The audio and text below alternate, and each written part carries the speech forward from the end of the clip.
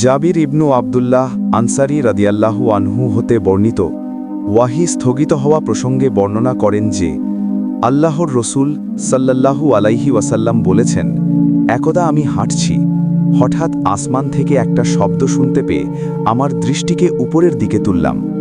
দেখলাম সেই ফেরেশতা যিনি হেরা গুহায় আমার নিকট এসেছিলেন, তিনি আসমান ও জমিনের মাঝে একটি আসনে উপবিষ্ট হয়ে আছেন। আর এতে আমি খুব শঙ্কিত হলাম।